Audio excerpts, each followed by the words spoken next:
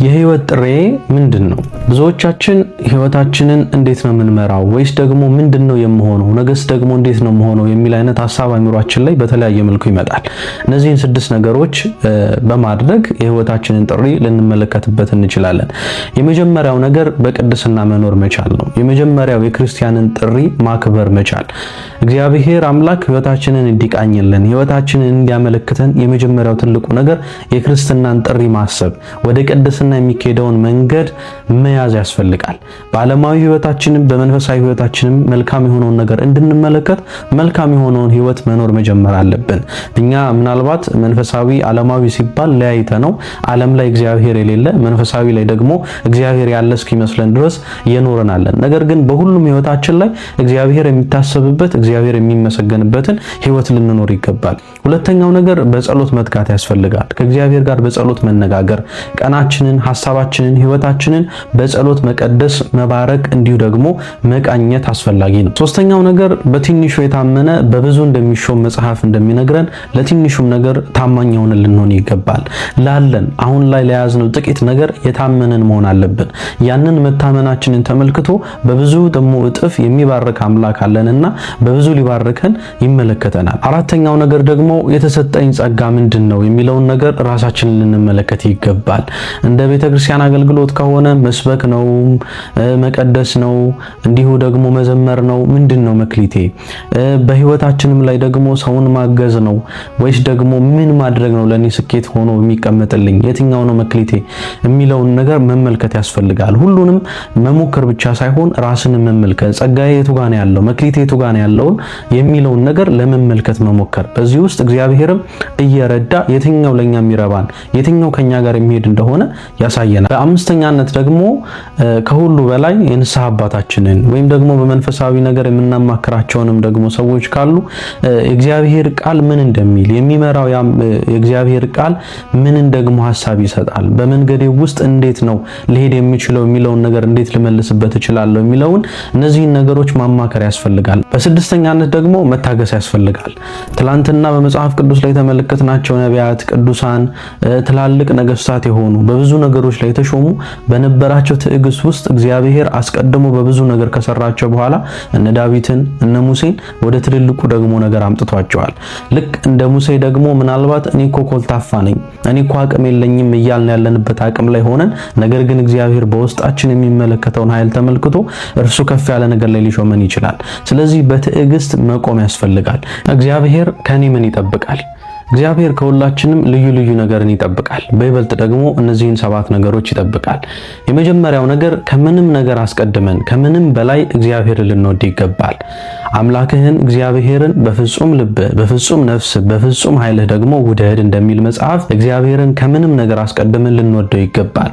ከምንም ነገር አስቀድመን ልናቀርበው፣ ከምንም ነገር አስቀድመን ልናውቀው ይገባል። በሁለተኛነት ደግሞ ንስሐ እንድንገባ፣ ከወደቅንበት እንድንነሳ፣ ከጨቀየንበት ደግሞ እንድንነጻ ይፈልጋል። ምክንያቱም ሊያወርሰን የሚፈልገውን መንግስተ ሰማያት መቅረብ ደግሞ ወይም ደግሞ የመንግስተ ሰማያትን መምጣት ሲናገር በሰላም በክብር የሚሰጠንን ትልቁን ያችን የምናፍቃትን ሰማያዊት ቤትን እንዲሰጠን በንጽህና መጠበቅ አለብን። በንጽህና መሆን አለብን። ስለዚህ በሁለተኛነት ንስሐ እንድንገባ ይፈልጋል። በሶስተኛነት ደግሞ በቅድስና መኖርን ከኛ ይፈልጋል። ቅድስናን ከኛ ይፈልጋል። ቅዱሳን እንድንሆን ይፈልጋል። ምናልባት ይህ ቃል ሲመጣ እጅግ በጣም ሩቅ ይመስለናል። ነገር ግን እግዚአብሔርን አምኖ ልቡን ንጹህ አድርጎ ወደ እግዚአብሔር የሚቀርብ ሰው የቅድስና መንገድን ለመያዝ እግዚአብሔር ደግሞ እያበረታው እንዲቀጥል የሚችልበትን አቅም ያገኛል። ስለዚህ ከክርስቲያኖች ሁሉ እግዚአብሔር ቅድስናን ይፈልጋል። ንጹህ የሆነን ህይወት ይፈልጋል።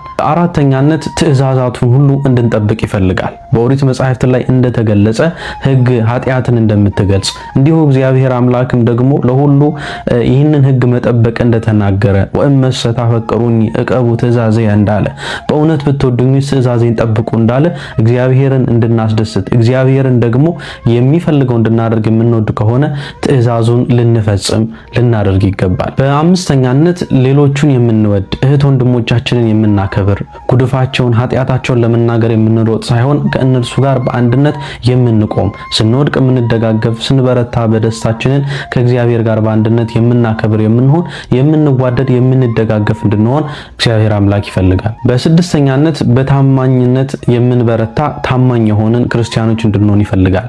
በስራችንም ሊሆን ይችላል። በሁሉም መንገዳችን ላይ በጥቂቱ ታማኝ የምንሆን ከሆነ በብዙ ሊሾመን የሚፈልግ አምላክ ስላለን ታማኝነታችንን ይመለከታል። በሰባተኛነት እንደ ፍቅር፣ እንደ ደስታ፣ እንደ ሰላም፣ እንደ ቸርነት ያሉትን እነዛን ቅዱስ ጳውሎስ ደግሞ በመልእክቱ ላይ እንዳስቀመጣቸው የመሰሉትን መንፈሳዊ ፍሬዎች የምናፈራ መልካም ፍሬ የሚገኝብን የሆንን ክርስቲያኖች እንድንሆን ይፈልጋል። እውነት ከሆነው ልዩ ከሆነው ቅርንጫፍ ላይ ያለን ክርስቲያኖች ነንና መልካም የሆኑ ፍሬዎች ከኛ ይጠበቃል።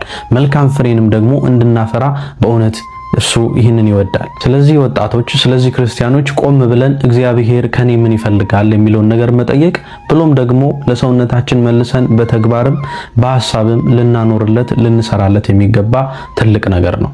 ደጋግሜ በኃጢአት ወድቃለሁ፣ ምን ላድርግ? እንደዚህ የሚል ሐሳብ ላይ ካለ እነዚህን 6 ነገሮች አድርግ። የመጀመሪያው ነገር ተስፋ መቁረጥ አይገባም። ክርስቲያን በባህሪው ተስፋ የሚቆርጥ ሳይሆን የማይቆርጥ ነው። ምክንያቱም የያዘው እግዚአብሔርን ስለሆነ። ወድቀን እንድንቀር የሚፈልገው ኃይል ሲሰራ ደግሞ በብርታት የሚያቆመን እግዚአብሔር ዘወትር ከኛ ጋር አለና ተስፋ መቁረጥ መሞት የለብንም። ስለዚህም የሞትን ወይም የወደቀን በሚመስለን ሰዓቶች ሁሉ ተስፋ ሳንቆርጥ መቆምና መነሳት አለብን። ሁለተኛው ነገር ደግሞ ውድቀትህን ያመጣው ይህንን ድካም ያመጣው ነገር ምንድነው የሚለውን ነገር ለመረዳት ሞክር። ምናልባት በጓደኛ ሊሆን ይችላል፣ በሶሻል ሚዲያ ሊሆን ይችላል፣ በነበረብህ ክፉ ልማዶች ሊሆኑ ይችላሉ።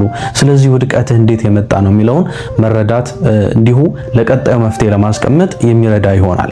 ሶስተኛው ነገር ምንም ያህል እየደጋገምክ ብትወድቅም ነገር ግን ንስሐ ለመግባት እንዲሁም ደግሞ ከካህኑ ምክርን ለመቀበል ወደኋላ አትበል። ስለዚህ ሁሌ ለንስሐ የተዘጋጀ ለንስሐ የበረታ ሰውነት እንዲኖርህ ዳግም ሰውነትህን ልታነሳው ዳግም ወደዛ ደግሞ ልታበረታው ይገባል። በአራተኛነት ደግሞ ወደ ኃጢአቱ እየመራህ ያለው ነገር ወይም ደግሞ እየመራህ ያለው የምታውቀው መንገድ ካለም እሱን ልታቆመው ይገባል።